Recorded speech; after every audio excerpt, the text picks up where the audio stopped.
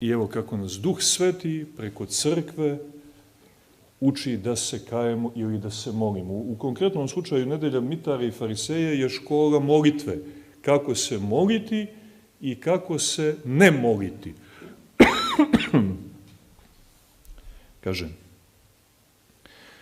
nemojmo se moliti, braćo, farisejski, nego neka se nadmeni ponizi, pa smirimo sebe pred Bogom i posteći zavapimo kao carinik, Bože, očisti nas grešne.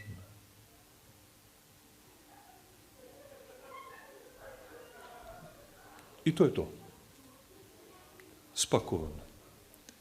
Nemojmo, braćo, farisejski, na samozadovoljnost. Ono ovako zvuči, baš je farisejski, jer to je šifra farisejska. Postim svaku srijedu i petak, sve velike postove, redovno se ispovjedam i pričešćujem. Svake nedelje sam na liturgiji. To ti je to, je tako? Kao da sam negdje slušao već nešto slično, je tako? Koji je to duh? A farisejski. I nije kao ostali ljudi. Ovi što ne idu u crkvu, ovi što ne poste, ovi što se ne pričešćuju. To je taj duh.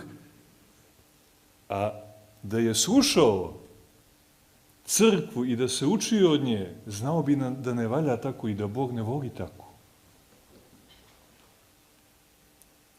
Nemojmo se moliti, braćo, farisejski, jer molitva fariseja, to je jako bitno, ona se ne prima. Nju Gospod ne prima. Ne samo što je ne prima, nego mu je ona odvratna. Odvratna. On se gnuša takve molitve.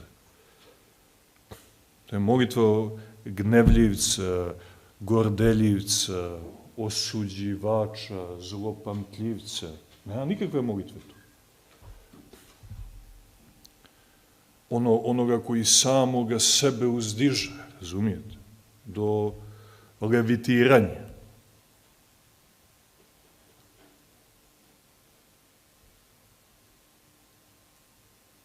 Onda, pazite, stihira druga kaže, Fariseji bješe gordošću zarobljen, a carinik u pokajanje pogružen, oba tako dođoše ka tebi jedinome Gospodu, ali prvi, hvaleći se, izgubi nagradu, a drugi, ništa ne govoreći, udostojen bješe darova.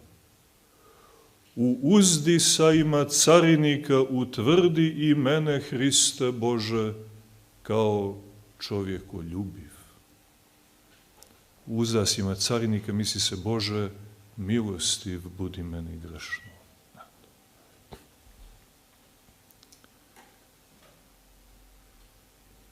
Onda na liti, kaže stihira, kaže, dušo moja, spoznaj razliku carinika i fariseja i prezri glas onog gordoga, a ugledaj se na pokajnu molitvu drugoga, pa uzvikni, Bože, očisti me grešnog i pomiluj me.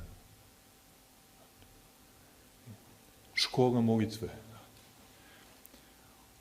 Vidite, ovo ne znači da mi imamo ovu molitvu i da se nalazimo u ovom stanju. Ali učimo se. Ponavljamo. Vježbamo. Kao neku fizičku radnju, kao neki fizički pokret, tako i umni, pokajnički pokret, on se vježba. Gospode Isuse Hriste, pomiluj me. Znate, posebno ljudi ovoga vijeka, njima je to potpuna kontra, jer nas su naučili da živimo potpuno, znate, na drugi način. I to jeste specifičnost našeg vremena i našeg naraštaja. I tu zaista, ali sad ne možemo baš na sve da obratimo pažnju, ali ajde za ovu priliku samo toliko. Da obratimo pažnju, jer ovaj pokajnički obrt za mnoge znači obrtanje pod ručnom. Jer naš dosadašnji životni pravac je bio potpuno suprotan. Gordost, gordost, gordost, gordost, gordost. I sad bi ti htio da se prebačiš na suprotnu traku, odnosno pravu. I tu vidite, mora ručna i puni. To je onako malo i rizična, gotovo filmska scena, ali mora malo i rizik. A Bog će pomoći da ne bude, štete daleko bilo, ako je istinskog pokajanja radi. I onda kreneš potpuno drugačije da živiš. Od onog gordeljivca ti se navikavaš na potpuno drugi način života. Gospode Isuse Hriste, pomiluj me grešno. Do juče si se borio za neka prva mjesta, išao si na vrhove. A sad ideš potpuno drugim duhom pokajanja. U tim prvim fazama čovjek treba da bude nekako strpljiv, to svakako da hoće da bude i bolno i prožeto raznim nekim iskušenjima, đavo hoće da iskoristi još neko vrijeme da nas buni, da nas preplaši, da nas obeshrabri, ali neće Gospod dati, bitno je da budemo iskreni, hrabri i da koristimo ove već ponuđene primjere i modele, da bismo izašli što bezbolnije sa tih prvih stepena pokajanja, da bi ono što slijedi bilo u jednom snažnijem, stabilnijem ritmu, određenijem, jasnijem. I onda ovo postaje nekako kao naš izraz. Ova stihira može i treba da postane kao da si je ti pisao. Da postane dio tvog iskustva.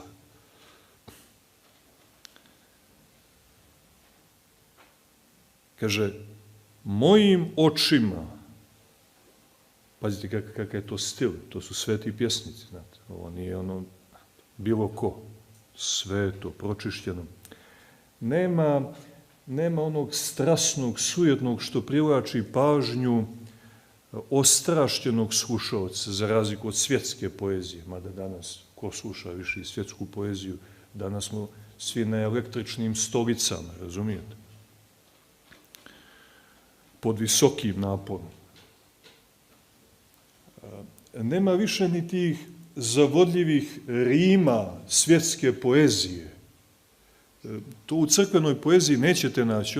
Ona je potpuno ispošćena, ali preizobilna duhom pokajanja. I evo vidite kako zvuči ova, kaže, mojim očima umornim od bezakonja, oči umorne od bezakonja, ne mogu spaziti ni vidjeti visinu nebesku, ali me, Spasitelju, ipak primi pokajanog kao carinika i pomiluj me.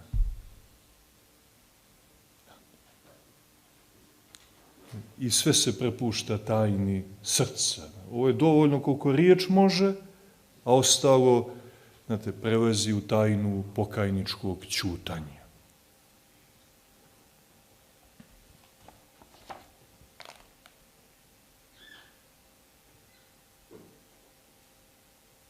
Onda je ova čuvena dveri pokajanja, otvori mi, kaže, ona prolazi kroz svo vrijeme posta, malo pa se opet zavrti, zapjeva, kaže, otvori mi dveri pokajanja, životodavče, jer od zore žudi duša moja za hramom tvojim svetim, a ja nosim svoj tjelesni hram, sav okaljan. Ipak me kao milostiv očisti po tvojoj srdačnoj milosti. Ide ka hramu noseći svoj tjelesni hram, jer hram, to je tijelo, je svetinja, ali opoganjen grijehom. Pa ga nosi u svetinju da izađe pred lice Božije ištući milost. Kako su to, znate, dirljivi stihovi. Onda naravno Bogorodičan, obavezno Majci Božjoj Bogorodičan, kaže: povedi me, Bogorodice, na stazu spasenja, jer sramnim grijesima okaljah dušu moju i sav život provedoh u ljenosti, ipak tvojim molitvama izbavi me od svake nečistote. Dominira taj duh pokajanja, nema nigdje sujete, nema nigdje prevaznošenja, nema nigdje one farisejske smjelosti. Znate, poput, evo me dolazim u hram tvoj noseći ovu moju svetinju besprekornu, bez mrlje, bez sjenke izmjene, no onakvu kakvu si mi je dao na dan krštenja i osvećenja, evo ti je dovodim, je tako, čistu i savršenu. Razumijete?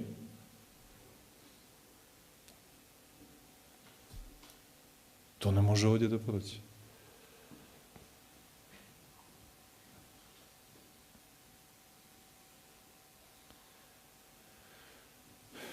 Pa kaže, sjećam se mnogih velikih grijehova koje bijedan učinih i strijepim od strašnoga dana sudnjega, ali se nadam na milost tvoje dobrote i kao David vapijem ti, pomiluj me, Bože, po velikoj milosti tvojoj.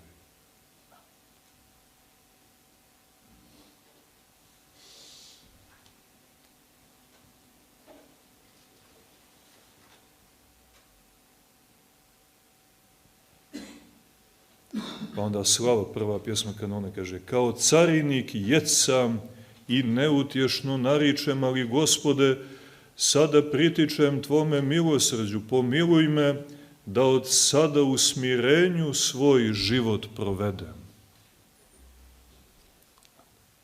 Od sada, dakle, neću više gordost, sujetu, tu prelest u koju me duh ovoga svijeta uveo. Evo od sada pa nadalje živjet ću u smirenju, u pokajanju, a ti mi pomozi i pomiluj me.